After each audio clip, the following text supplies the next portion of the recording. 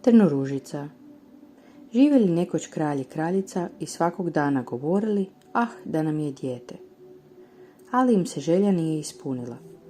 Jednog dana kada se kraljica kupala, iz vode izađe žaba i progovori: tvoja će se želja ispuniti.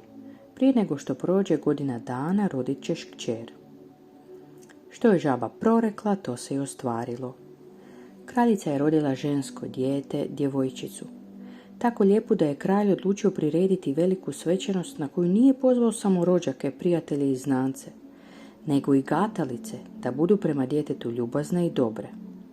Biješe ih 13 u njegovom kraljestvu, a kako je kralj imao samo 12 zlatnih tanjura s kojih su gatalice trebale jesti, jedna je morala ostati kod kuće. Svečanost je bila vrlo raskošna, a kad se primakla kraju, gatalice su darovali dijete svojim divnim darovima. Jedna krepošću, druga ljepotom, treća bogatstvom i svime ostalim što se na svijetu može poželjeti. Kad je njih 11 izrekla svoje darove i proročanstva, iznenada se pojavi 13. Ona se htjela osvetiti što je nisu pozvali. Ne pozdravivši i ne pogledavši nikoga, vikne: kraljevska će se kći u svojoj 15. godini ubesti vretenom i umriće. Ne rekavši više ni riječi, okrene se i ode iz dvorane. Svi se prestraše. Na to istupi 12. gatalica koja još nije izrekla svoj dar i proročanstvo maloj kraljevni, ali više nije mogla ukinuti proročanstvo zle vile, već ga samo ublažiti pa reče: kraljevna ipak neće umrijeti, usnuće stoljetnim snom. Da spasi svoje drago dijete od nesreće, kralj je naredio da se sva vretena u kraljestvu spale. No proročanstva su se ispunila. Djevojka je bila neobično lijepa, kreposna, ljubazna i razumna, te joj je svatko morao zavoljeti čim bi je ugledao. Na dan kad je kraljevna navršila 15. godinu, ni kralj ni kraljica ne bijaše na dvoru. Kraljevna je ostala sasvim sama. Tumarala je amo tamo po dvoranama, zavirivala u sobe i odaje i napokon došla do nekog starog tornja. Popela se po zavojitim stepenicama i dospjela do nekih malih vrtašca. U ključanici je bio zahrđali ključ. Kad ga okrenula, vrata su se otvorila, a kad unutra u toj sobici sjedi stara žena s vretenom u ruci i marljivo prejede kudelju. Dobar dan, stara majčice, pozdravi je kraljevna. Što radiš ovdje?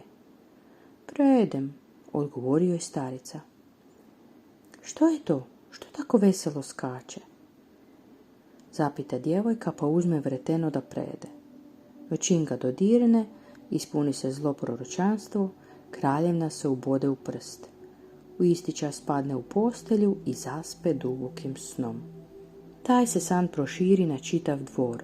Usnuše kralj i kraljica koji upravo bijahu stigli kući. Usnuše i dvorjanici i zaspaše i konji u štali.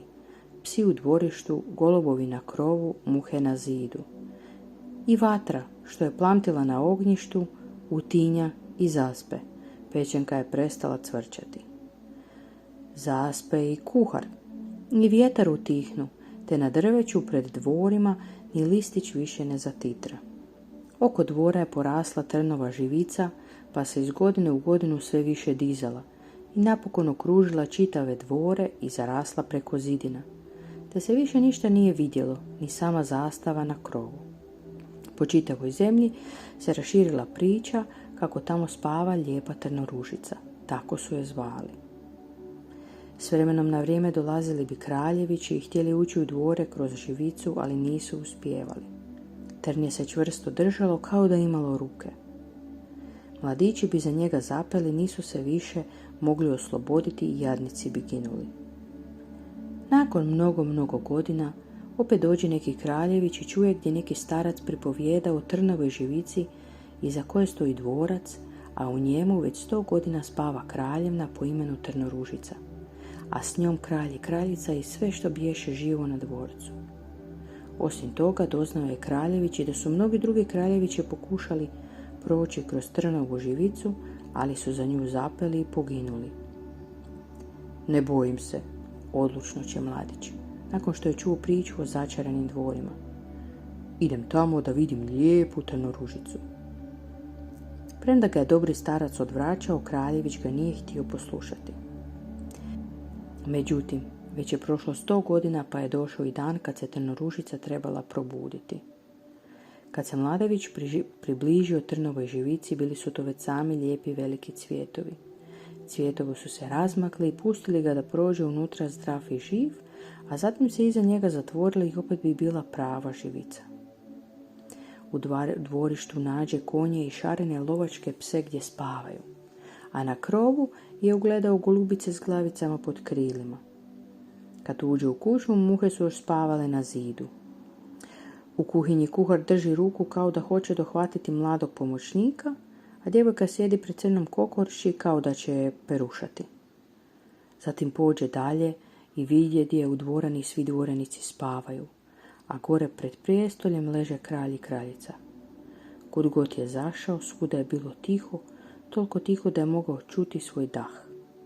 Napokon dođe do tornja, otvori vrata od sobice u kojoj je spavala Trnoružica. Kraljevna bijaše toliko lijepa da kraljević nije mogao skinuti pogled s nje, pa se sagne i poljubi je. U tom trenutku Trnoružica otvori oči, razbudi se i ljubazno ga pogleda. Siđu s tornja, a u tom trenutku se probude kralj i kraljica i svi dvorjanici. Svi gledaju jedno drugoga, čudeći se što se dogodilo. Probudili su se u konji i staji, a lovački psi stali skakati i mahati repovima. Golubovi na krovu su izvukli glavice ispod krila, stali se ogledati i odletjeli u polje. Oživjele su i muhe na zidu, razbudila se vatra u kuhinji, počela plamtiti i kuhati jelo, a pečenka je opet zacvrčala. Kuhar je htio udariti mladog pomoćnika, a sluškinja operušila kokoš. Na kraju su proslavili svadbu, raskošnu i sjajnu, a kraljević je živio s Trnoružicom sretno do kraja života. Čiča miča, gotova je priča.